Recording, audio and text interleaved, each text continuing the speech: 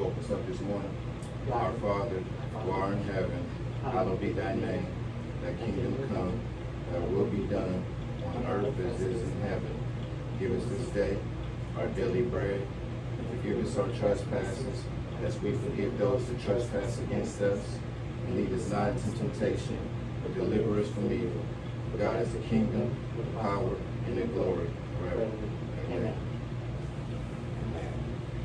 Peace and blessings to everyone. I'm Brother Will. I'd like to welcome y'all to another episode of Clean Slate Lifestyles, where I'll be giving some powerful testimonies. This one right here, I have Ms.Juju on the beat, is what I call it, right? Yeah, she's about to bless us with her testimony, and hopefully she gets some encouraging words, and hopefully y'all get some up out of it. I bet y'all will, but Ms.Juju, how you doing today, Queen? I'm feeling blessed and highly favored. I know that's right. I know that's right. Yeah. So what we gonna start off at? Yeah, let's start off with your sobriety date. March 17, 2022. So tomorrow will be 3 years, 3 months. Okay. Yeah. 3 years, 2 months? 3 years, 3 months. Okay, that's what's up. Yeah, yep. So how your journey been? It's been a blessing. It's been great. I can honestly say, thanks to my other high power, my understanding, everything's been going pretty well. As long as you do the right thing, the best thing comes next. So everything's been going pretty good. I'm in a good place. Yeah. You want to start off in the beginning? I'm gonna do that. Yeah, I all know, everybody that knows me, I kind of like skip through stuff, but because I want to get to the juicy stuff. But I had trauma that I didn't know I was dealing with. I had mental health issues that I did not know were a problem.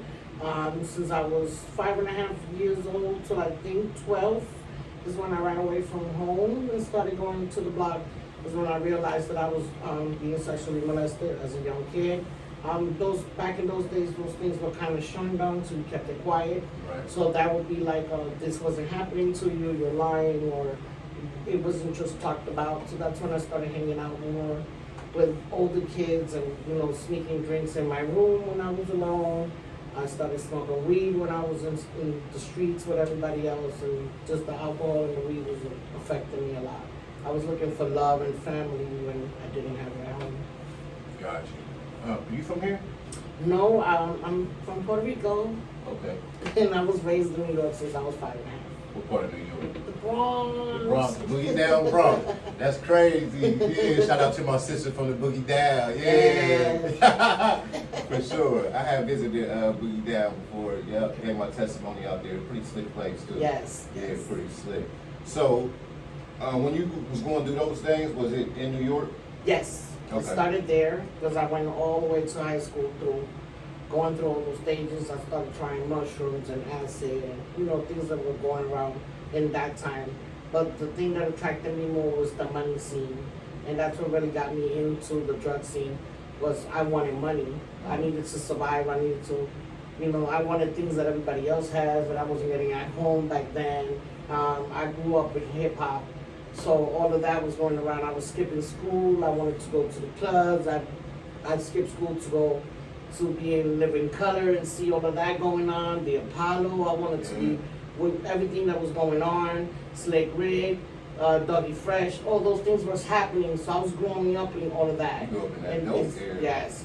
But unfortunately, I was also growing up seeing the heroin scene, which I'm getting needles, so that was that. I'm a hyper person, so that downer thing wasn't really like my thing, my preference. But the money that it was making was what was attracting me. Guys with 500 beepers at that time, or car phones. I'm older, so this is what was happening. So that was what I was attracted to. Money. I wanted the sneakers everybody had, the coats that were coming out. I wanted to wear everything that hip hop was wearing. So that attracted me into that scene, and that's kind of when I got wrapped up into it. Okay. So later on in time, because I was, bad relationships, I was beaten, I had young relationships, I was cheated on. I'm kind of gonna breeze through this with you because I want to get to the good part. But I've had the trauma that a lot of women had. I was in domestic violence, I was sexually abused, I was beaten, cheated on. bugged out, pretty much, what normal things, make the wrong decisions and things happen when you're looking for the wrong places for the wrong things. Right. But money was always my thing. I want this, I want that. Plus, I had to survive on my own. If I wanted to be in the street, you gotta figure it out. But at the time, I was taking my GED, I had a job, but this was my night scene. It's like I had two separate lifestyles, yeah. Mm-hmm. And in my culture, that's a thing that's no. Like women literally don't smoke out in public and stuff like that. Oh. You don't drink. Everything is done. Like if I want to smoke a cigarette, I gotta smoke at home.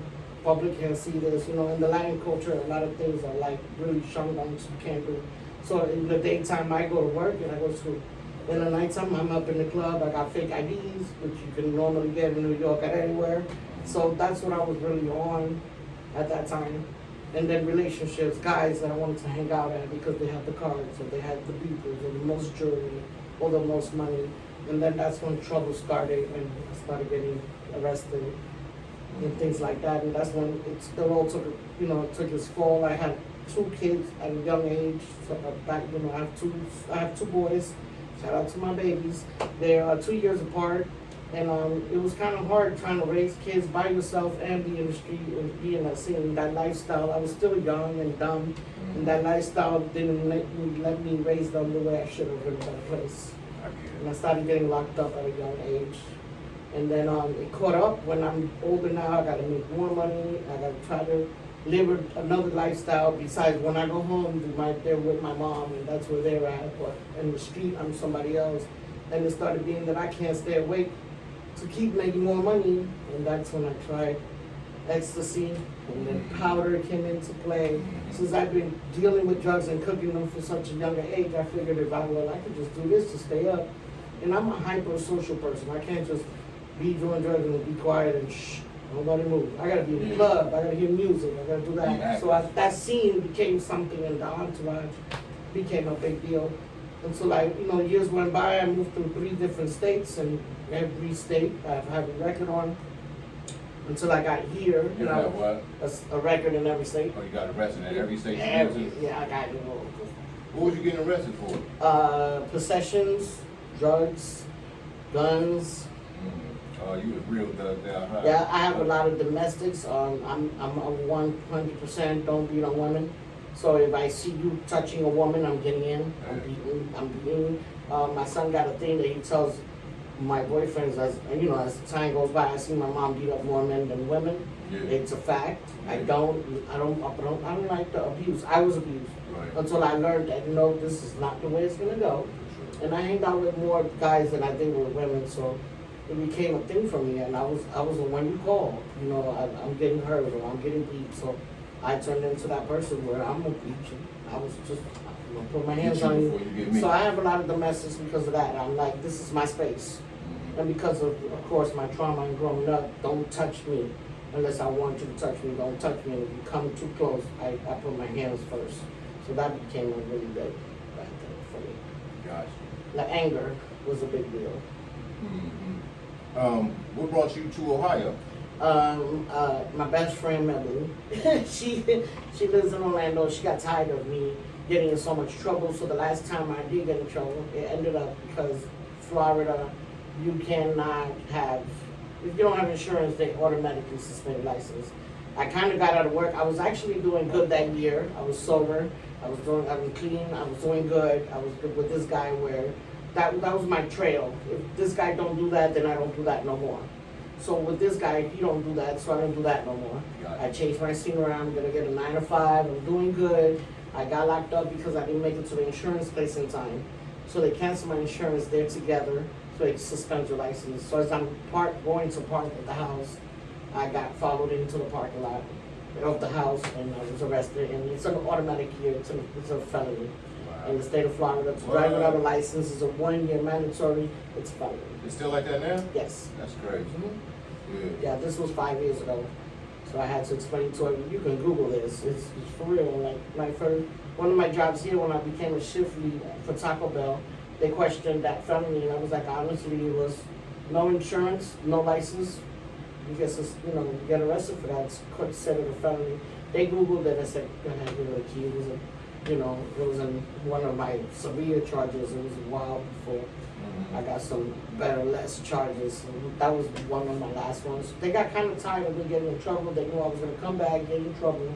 Found out the guy I was with had cheated, and he already had moved another girl in the house, changed the lease around, took my name off. I was like finding all this stuff out like 4 months into my sentence, so they didn't want to tell me anything. So I went to stay with my sister in North Carolina for a little while. We did the hurricane relief, and then I was going to go back to Florida, where jobs, you know, minimum pay is not all that.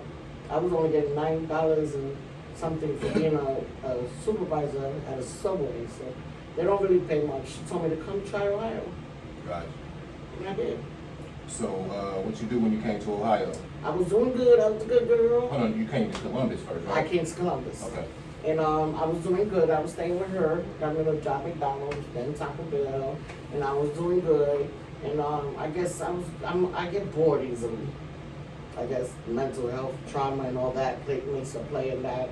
And I was just bored. Work home, work home, work home. It's like I'm doing too You used to good. be an actor. I mean, yes, I'm not doing nothing, but I don't know anyone. So then I started working at this other job where I was a cashier. And the girl invited me clubbing one night, and oh boy, that was it. Back to that scene. I liked it. I want to do this. I want to do that. And then I found out they do a little bit of this and a little bit of that. And I was still managing to go to work and do that until, unfortunately, I had a car accident. I fell asleep behind the wheel. It flipped over 3 times. I woke up 6 days later. I had a fractured ribs and a stent in my liver. Wow. So that kind of took a toll. Unfortunately for me, once I found out my liver was okay, a few months later, Right back at it. because the thing that with me is they, you know, I'm not realizing I'm an addict yet, by the way. I'm just doing what I do. They gave me Percocets for the pain. So I'm in between, I'm depressed, I don't have a job, I lost my car, all these things are happening, I got bills, and you're giving me Percocets. Well, I can make money off the Percocets, pay my bills, plus I need them. I'm in pain. I really was in a lot of pain. They even had to make an extra hole here and get some fluid. The stent was clogged up in my liver and it was causing more pain. They had to make a hole on my side like raw, make a hole through an x-ray thing, make a hole and just let this fluid come out of me. Thank God I'm healed from that. But it was a lot. It was a lot. So I had to manage. The depression just was really getting me. This is not me. I'm falling behind bills. I don't have a vehicle. So that scene brought me back into that same scene because now I'm selling perks. I got to stay awake. I need to make more money. Not knowing that the addiction and that disease was really progressing and consuming me without me knowing. So now I'm back to depressed. I'm back to angry. And the mental health is kicking in. And so just one day I saw a girl keep posting how good she was doing after she came out of rehab. And she used to be in that circle with me. And I'm like, wow, she got a job, she got a cell phone, she had a bus going to work. And it's just like one day I woke up and I said, I'm tired. Yeah, she's doing good. And I'm behind on bills and still the entourage. And it's like the more I make, the more I gotta get more. And I gotta keep the same day. I wake up, 3 days later, I wake up, gotta go do it again, gotta re-up, gotta get more. It was like the same, I just got tired. And I said, you know what, I'm gonna try it. And let's see if my insurance works, because that's another thing. I didn't know how that works. I never been to rehab. I see these things like they're playing tennis and swimming. And this is the commercials you That's see mostly in Florida. They're playing tennis and pools and what the boat and what kind of rehab? I can't afford that. Yes, we definitely ain't going to that one. But I never knew that even insurance was involved. And even if you don't have it, I never knew about none of those things. So I made a call to Recovery Works, which is the first thing I found. Love Recovery Works. They saved my life. I love them. Recommend them all the time. Besides other rehabs, there's available. That's just the first number that just popped up when I was Googling stuff. Was Recovery Works in Polaris. Is that a long-term program? Or? It's a 30-day. 30-day. It's 14 to 30 days. But from there, they offer you to do 30 days of PHP, and then they help you get into programs, like residential programs, or wherever you decide to go after that. Whatever help you need, they give you all the resources. I knew when I went there what I wanted. I was tired. I want to change my lifestyle and stuff. But until I got there, I did not know how much my trauma from my childhood, the anger from that trauma was causing all the mental health problems that I have, the anxiety, the depression. I ended up having sleep apnea that I didn't even know I had. My snoring problem had become a real serious problem where they were noticing I stopped breathing. And I have asthma already, so that all was popping up. And I was like, oh wow, like this is serious. On top of all that, I have all these issues I have to deal with. And then whenever I would talk about my abuse when I was younger, it would like make me cry, and I would like hold back and stuff until I started hearing all the women sharing, even men sharing, and hearing about mental health and anxiety and depression, how bad they can lead you into these, and then adding addiction to it, how bad the concoction, the whole thing, what it was actually doing to me was, wow, like, oh my God, like this is really happening. And to know that other people felt the same way was even better. But the people there, the counselors were great. They explained everything and they let it all out. And especially when it came grieving.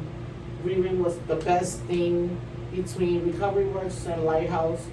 Grieving was the best thing I ever did. I never knew that grieving was not just for the dead. It's also people, places, things, loss of anything. Yeah. So I just asked them. They just looked at me like, what? Because I just came, like, can I ask a question? I don't, all this stuff you're saying about grieving, can I take all this stuff I'm mad about, the stuff I'm depressed about, the stuff that makes me antsy, even my past? Can I take that all and bury it and mourn it and grieve it and let it go? And they were like, yeah, and then that was it. That was the last time I ever cried about speaking of my trauma. Because the next time I spoke about it, it made a girl cry and would not talk for weeks. And she ended up saying the exact same story of the things that I went through. Wow. So I noticed what influence it made. It helped someone actually come out and say, hey, I've been there too. And then I started hearing more women. So I was like, well, let me keep talking about it, because the more I talk about it, the more it can help someone else. The power of the testimony. Yes. Most definitely. And that was my journey. And I think I'm gonna say 7 months in is when I knew this is where I want to be, because the more I learned about recovery and the more rooms I went, the more sponsoring and sponsor sisters and learning steps and seeing how all this sober fest and all the things you can be doing and the community in sobriety and being clean, the community itself. I noticed like, well, I'm noticing this one thing. Every time I'm seeing graphs and showing statistics and stuff, I don't see my culture. And for those that don't know, in my culture, this is shown on. Like I said, women don't smoke in public. If you are, you're a street girl. So just for a cigarette, doing nothing wrong, you can have straight A's. You smoke cigarettes, you street girl. Wow. Yeah, it's so like in a lot of the different Latin cultures, I'm Puerto Rican, we real strict. Like my mom to this day is down my throat about smoking cigarettes. But I'm gonna use I and me as an example. I had a son without being married. Ooh, bad. Then oh wait, there's more. I have another son without being married from a different father. And then wait, from a different culture. Now I'm really, I'm the bad. When it comes to the line of, it's me and my cousin, my first cousin from my mom's older sister. We're the bad sheeps. Black sheep. Yes, we're bad. We're the baddest. We've been in jail. We've done drugs. We had babies without being married. Those things are really shown out in our community. You say, hey, wake up. Hey, I'm an alcoholic.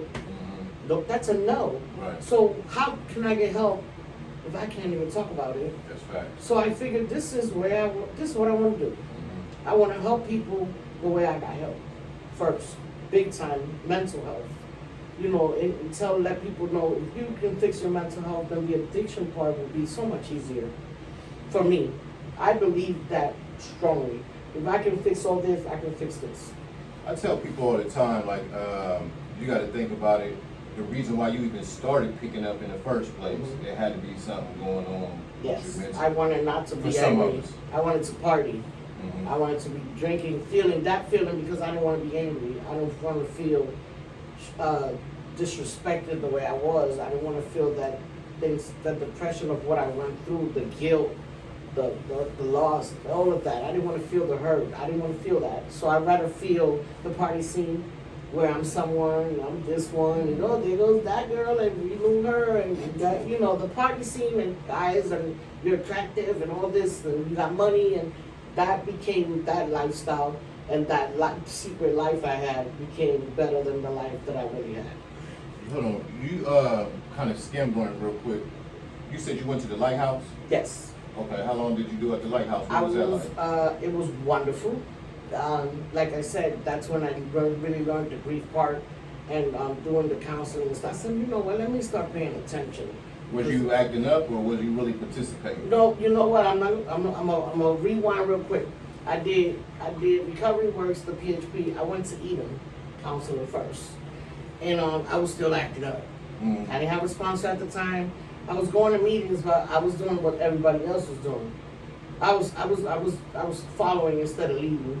So I was like, oh, you gotta get cute, you know, because you're getting cute, you're getting weight, you get your glasses, people get their teeth, you get your clothes, you got your gear back on, so you're looking cute. So guys, because I'm gonna say my addiction first is money, then men, then the rest.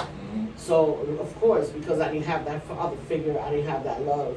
This is what I'm looking for. I had bad relationships in the past. So maybe now that I'm sober, I can have a better one in my mind, because I'm not thinking straight yet. I'm not following the program and steps yet. I'm not really trying to be committed yet to the whole thing. I want to be clean and sober, but I'm not thinking that way yet. Everybody's trying to get boyfriends. This is where I'm at, so I'm not going to lie. I'm going to keep his name out of it. But someone ended up telling on me, which of course is being honest now. I thought it was snitching then, and said that I was in a guy's house, and I was, so I got kicked out. So my choice was go home or go to Lighthouse. And my sponsor at the time, love her, Mickey, she said, well, girl, where you going? Home for what? You don't have enough clean time to go home. Give Lighthouse 6 months. If you don't like it, then go home. But give it a try. Don't go home yet. Wait. So best advice she ever gave me. I love Mickey. She works with fellowship in the butterfly program now. I love her very much. But if it wasn't for her advice, I wouldn't have went to Lighthouse. And that's when I got there and I said, I need to tighten up. And then I noticed that the first thing they taught me was watch the circles and you'll see where you want to be. Stick with the winners is what they kept saying, and I didn't get it until I started going to meetings and paying attention. And now I want to work on steps, and now I want to get involved. I want to get a sponsor. I got a mentor. I got all these things happening. Let me start stepping up. And that's when I realized, and then of course my counseling and the mental health was getting better. I'm done with the addiction part, and I noticed, hey, I can do this a different way. So you started going to counseling for your mental health? Yes, while I was at Lighthouse, I was really concentrating on that. That became a big part of me, sharing in groups, opening up more in groups, writing more journals. At first I was a gel pen girl, you know, coloring books, but I was paying attention. But of course, my sleep apnea and getting all these medications for anxiety and depression was taking a big toll on me too. I couldn't stay awake until I finally got my machine for my sleep apnea and started paying more attention. I started saying, well, you know what? I don't like that med. Too much. Can you bring it down some? And I started adjusting my meds to where I can function and pay attention better. A lot of people I noticed like that, self-medication. And then I noticed it's called self-medicating yourself. So I'm like, yeah, you're not trying to do the program. You know, I started cutting off, you know, I started wanting to stick with the winners. So I started going out. Yes, so I started going out to more meetings and getting more involved. And that helped out a lot. My mentor, Gil, at the Peer Center, at the Peer Center in Lighthouse on Broad. So you was fully active in the community then? Yes. I was getting involved with a lot of stuff, and especially my mentor, Gil, he has a mentoring program. So I was like, Then I started seeing they got the men's meeting. What about the women? Yeah. So I came up with Women Empowering Women. We were running it on Saturdays. And unfortunately, I try to get people to get more involved so they can, because I knew I was working at a food truck with my ex-mother-in-law until I got the job that I have now. So as I faced up, I got more days. So, but that Saturday, I kept that for the women. I joined the mentoring program. I got some mentees. I was bringing other speakers to come in. I was bringing graduates. I was bringing sponsors to talk to these women. I was, you know, empowering women. Yeah, that's dope. Yeah, so it started helping. It kind of, the person that was running the program at that time made it mandatory for 0 women to go to this meeting on Saturdays. Yeah. Because she knew what I was doing, and she's another one of my mentors, Miss Carla. I love her to death. She's always been really supportive and stuff, and she made it mandatory. She knew what I was doing. But I became a resident manager while I was there, like 4 different houses. Okay. I was really, you know, they knew I was focused and I was going to be structured. And without structure, you can't get the whole grasp of everything.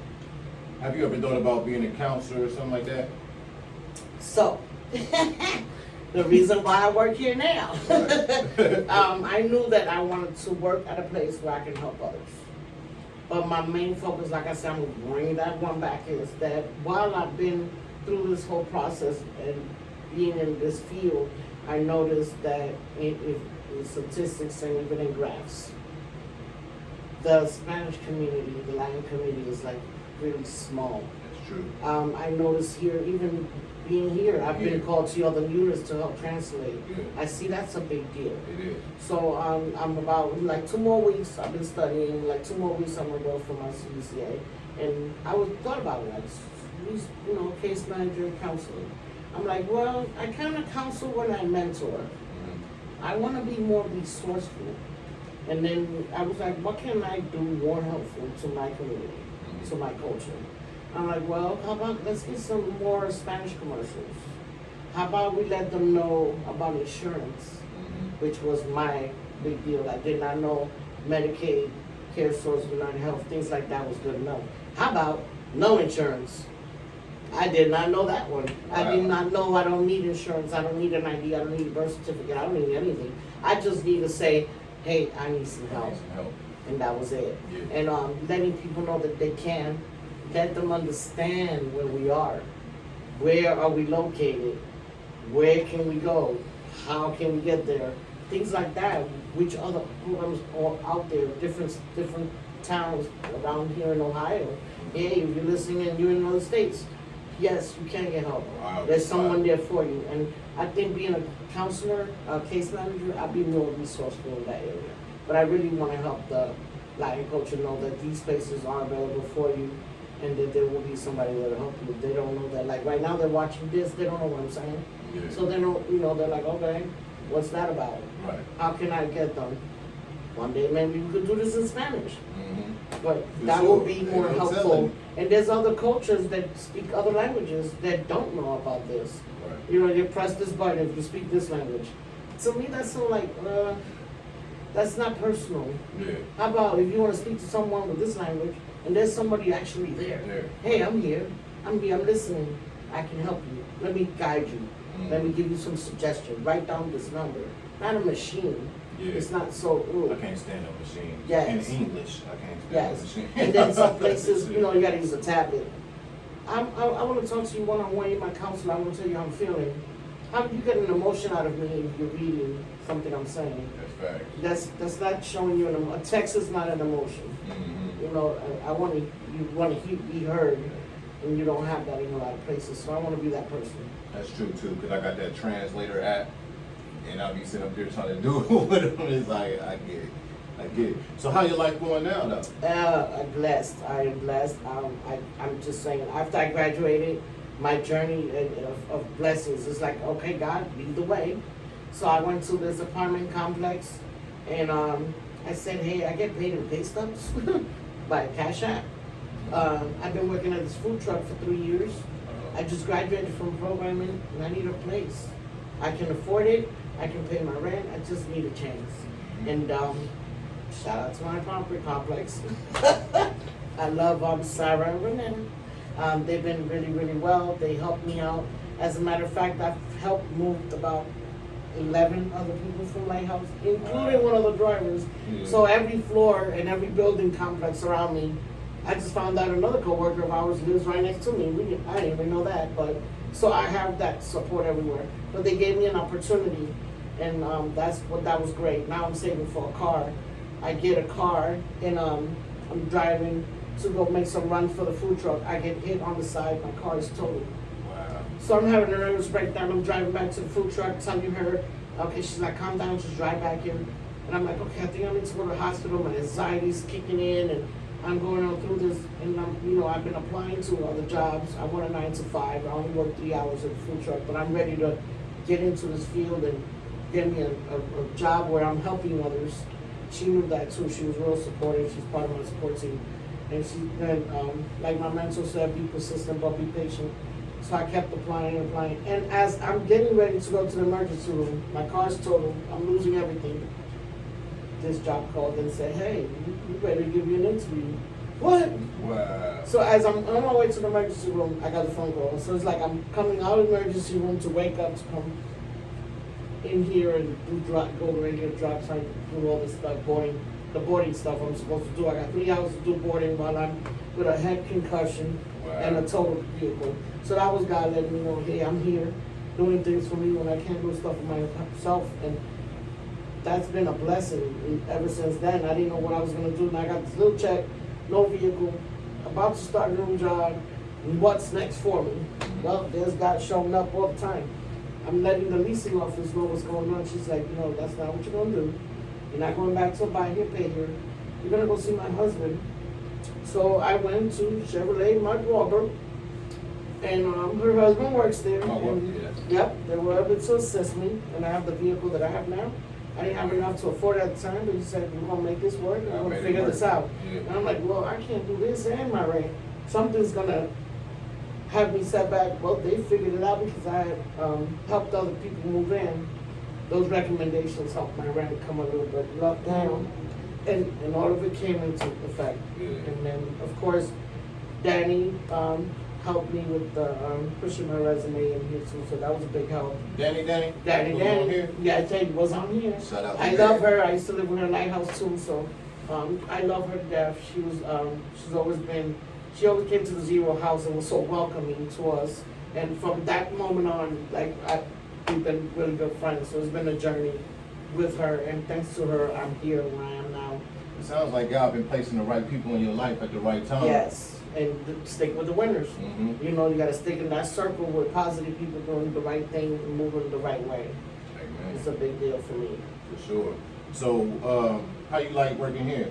I do like it working here. I'm getting the experience that I need. I love helping others, and I'm always sharing my story. And when I first came, like, I'm gonna be this little light of shine, and then, I found out, well, things are not that way. You gotta do things this way. But like my sponsor said, share your story. That's good enough. If one person can hear you, you've done your job for the day. That's what I say that all the time. Yes. Like, I don't care how many people, as long as I can get one Just one. person. That's it. That's all I need. Yeah. So, it's nice that I'm heard and people like to hear suggestions. I share a lot of stuff with them. I share the grid with them so they get to see what Andrew's doing now. I let them know, hey, I know that one. And then I dug it out and I showed them a picture, and those are my friends. Yeah. Kalishi wasn't on the Soberfest. I'm like, you don't know him? I showed them a picture. Yeah. They were like, oh my God, you do know him. So Yeah. it's kind of cool, with them, and they get excited about that. That's why I want now everybody to see at the Soberfest. I You let going them, there? of course, On the 31st, right? yes, Yeah, I'll be there yes. too, for sure. I work on my days off, but not that day. Mhm. I will be there. Mhm. Yeah, I missed a lot of stuff because of me and I it's work. Yes. Okay. Yeah, but I'm off Sunday, Mondays. I work. Oh. I still pick up them shifts, but not that Sunday. Yeah, for sure. I'm gonna definitely be there. We'll be at with it. Okay. So, you got any encouraging words? Meeting makers make it. You say who? Meeting makers make it. I know that's right. Yeah. Stay focused. I always that. say that. Those are like my go-to words. Is meeting makers make it. Stay focused. Just let go and let God, because it's amazing. Like it says in our literature, just don't pick it up, don't touch it, and the next best thing will happen. And it's been a journey of blessings for me. It's like every time I turn around, something magnificent is happening in my life, and I know that it's only because of the higher power of my understanding, and because I'm doing the right thing. I get up and I come here, even when I'm not feeling well and I can't show up, unless I'm recommended not to move out my house. I come, and because I can share with someone that I can help them out, and of course I'm getting the chance to learn more about this field where I can help more people, and that's all that I want to do. I should have said, no, that was good. But can you get some encouraging words for maybe some women who may be in a recovery program who having struggles? Stay in the program, stay in the process, don't wait till the miracle happens. Open up, because the more you speak, the more you let go of, the more you can heal, the more you share what you're going through, the more you'll see how many other people will start sharing too, and the more you'll be able to hear you're not alone. There's people here for you. I'm here for you. You can reach me at any time if you like to, but there's always someone there for you. You can do this. You can make it. You can go through all this and still be on top. And like I tell, this is the best thing I always tell everybody. You're never going to be the person you were before the addiction. You're about to be someone else. And it's a wonderful journey you're about to be on, because I am so much better than the person I knew 30 years ago. Before this roller coaster started in my life, I am so much of a better person. Just stay. It will happen. And speak. You will get the help that you need. Amen. For sure. Well, I really appreciate you taking your time out to bless us with your testimony. I know this is going to inspire somebody. I hope so. You know what I mean? So, with that said, hopefully y'all enjoyed that. I'll get at y'all later on. Peace.